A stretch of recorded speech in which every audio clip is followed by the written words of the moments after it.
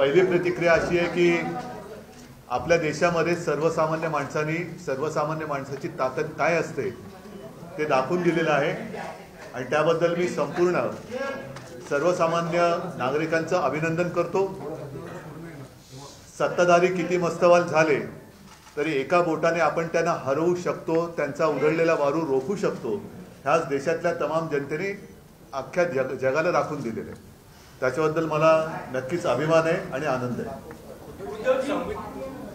India अलायन्सची उद्या दिल्लीमध्ये बैठक होते आहे, तुम्ही स्वतः उपस्थित राहणार आहात का आणि काय निर्णय घेण्यात येईल? आता काय बैठकीच्या आधी निर्णय कसा सांगू? सांगतो सत्ता स्थापनेसाठी दावा करायलाच पाहिजे। इंडिया आघाडीच्या बैठकीसाठी मी उद्या दुपारनंतर जाईल, कारण बाहेरगावी जिंकलेले जे आमचे खासदार आहेत ते उद्या येतील। आज मुंबईतले खासदार मला भेटले, उद्या बाहेरगावचे खासदार येतील। सर्वात आधी संजय राऊतजी तिकडे जातील, त्यांच्याबरोबर आपले मुंबईतले खासदार अनिल देसाई, अरविंद हेही असतील आणि दुपारनंतर संध्याकाळच्या वेळेला मी दिल्लीमध्ये पोहोचेल। एक पुरी करतो मला।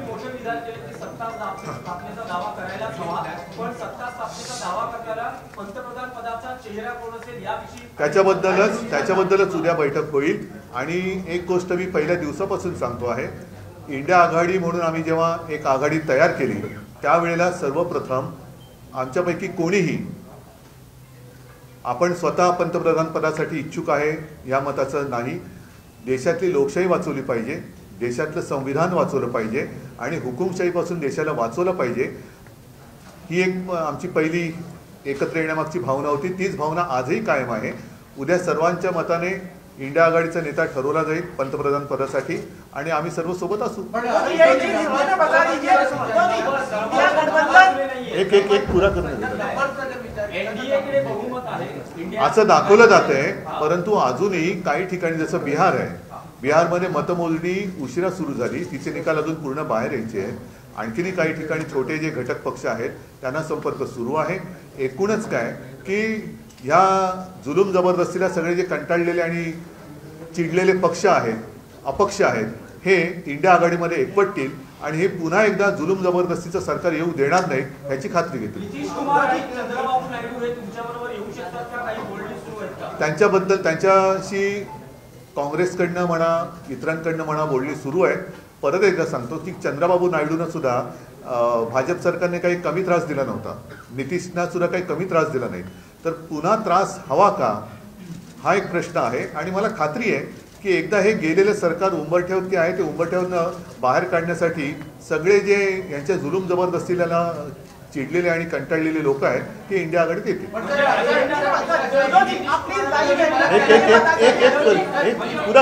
पुरा देतो आपको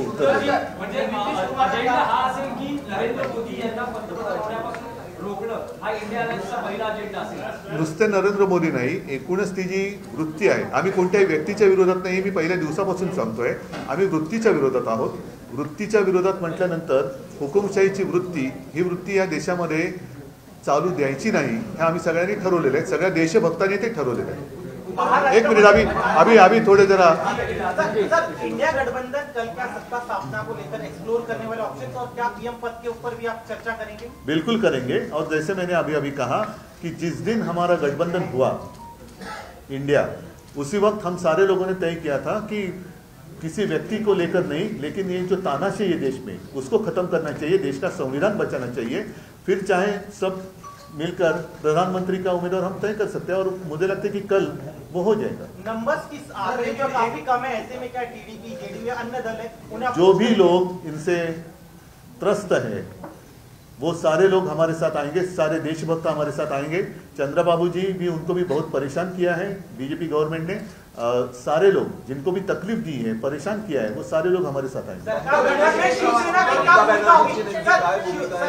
आता मी इथे बसून ममता बॅनर्जी सोबत आहेत, ममता बॅनर्जी आमच्या सोबत आहेत, ममता बॅनर्जी पण सोबत आहेत। पण मी तुम्हाला सांगतो, ममता बॅनर्जींना सुद्धा खूप छळलेलं आहे। या छळवणुकीपासून सगळे लोक आता कंटाळलेत आणि चिडले की एवढा तुम्ही त्रास कसा देऊ शकता। एक लोकशाही म्हटल्यानंतर, राजकारण म्हटल्यानंतर कोणी विरोधात असू शकतं, कोणी सोबत येऊ शकतं, पण तो जीवघेणा विरोध असता कामा नये। सुडाचं राजकारण होता कामा नये. सुडाच्या राजकारणाला जे त्रासलेले सुडाच्या राजकारणाने ते सगळे देशभक्त इंडिया आघाड़ी थे. सरकार गठन में शिवसेना की क्या भूमिका होगी? आप मैंने जो बात कही उसमें और अलग भूमिका बताने की क्या हो सकती है? आप खुद भी अन्य दलों से बातचीत जरूर करूंगा. मेरी और ममता दीदी की बात हुई है और सारे लोग साथ थे और साथ रहेंगे. निकाल आया है महाराष्ट्र में, आज जो निकाल आया है एमवीए को जितनी सीटें मिली है 2019 से मुकाबले में काफी ज्यादा है, कैसे इसको देखिए? एमवी महाराष्ट्र का रिजल्ट तो अच्छा ही है, लेकिन मुझे और कुछ सीटों की अपेक्षा थी, जरूर थी. 2-4 सीट्स वैसे तो मुझे जितने हमने लड़ी थी 48, तो 48 के 48 हमें जीतना चाहिए था. उम्मीद तो वही थी, विश्वास भी था. ठीक है, कुछ जगह लग रहा है कि कुछ गड़बड़ हुई है क्या, ऐसे आशंका आ सकती है. गडबड झाली असं तुम्हाला वाटतं? कारण उत्तर पश्चिम मध्ये आता जेव्हा मोजणी करण्यात आली, अमोल कीर्तीकर यांचा पराभव झाला आहे. अमोल कीर्तीकरांचा अजून पराभव जाहीर झालेला नाही, कारण तिकडे नक्की गडबड आहे.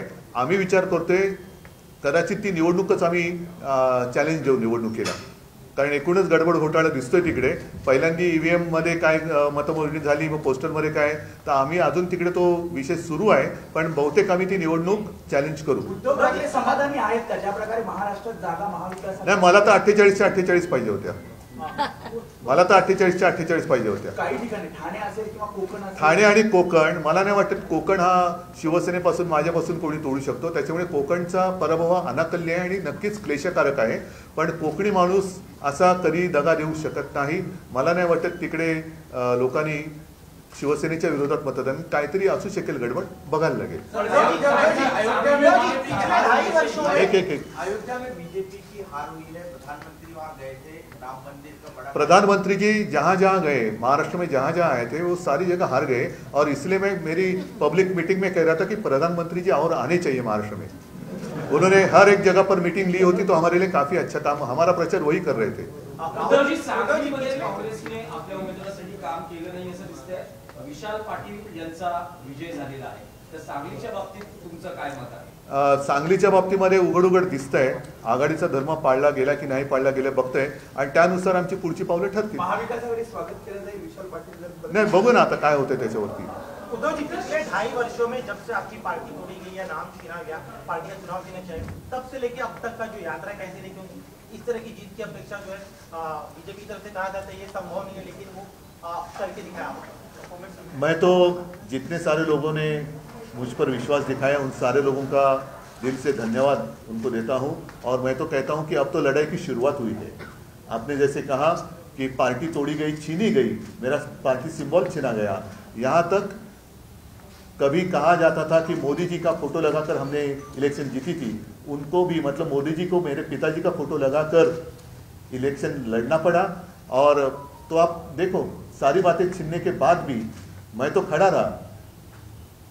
मेरा ऑपरेशन हुआ, सब कुछ हुआ, लेकिन मैं खड़ा रहा. इन लोगों ने मेरी आलोचना की, गाली गलौज की.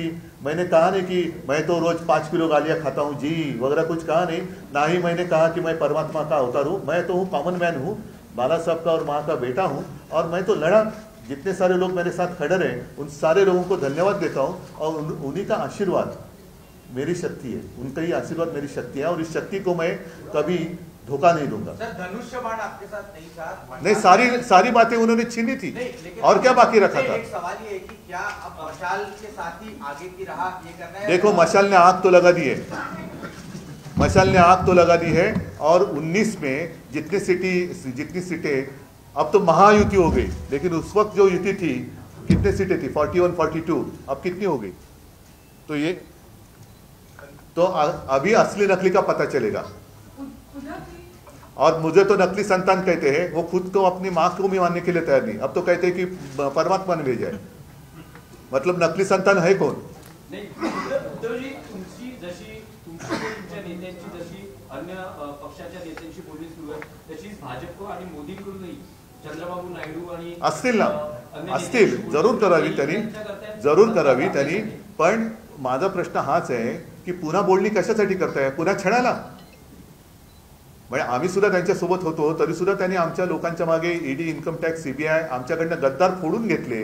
त्यांना उमेदवारी दिली. त्यांच्या प्रचारासाठी मोदी स्वतः आले. आता पुन्हा तोच सगळा प्रकार, त्याचाच तोच अनुभव चंद्रबाबू पुन्हा घेतील असं तुम्हाला म्हणायचं का? ज्यांच्यावरती धाडी टाकल्या, ज्यांच्यावरती दंडेलशाही वापरली, त्यांनी यंत्रणांचा दुरुपयोग केला, तो दुरुपयोग पुन्हा होण्यासाठी मोदींना पाठिंबा देणार का चंद्रबाबू? हा प्रश्न आहे. एक माहिती आता समोर आली आहे. ट्विट केलेला आहे, तिसऱ्यांदा मोदी पंतप्रधान आता होणार आहे, जनतेचा धन्यवाद वगैरे त्यांनी व्यक्त केला. आता जर का सामान्य माणूस असतंय मोदीजी, तर आपण असं म्हटलं असतं की देव त्यांचं भलं करू, पण ते स्वतः देव म्हटलं तर कोण त्यांचं भलं करू मला काय बोलता येत नाही. चला, यांनी सम्राट चौधरी म्हणजे की भाजपचे जे आहेत त्यांना भेटायला नकार दिलेला आहे.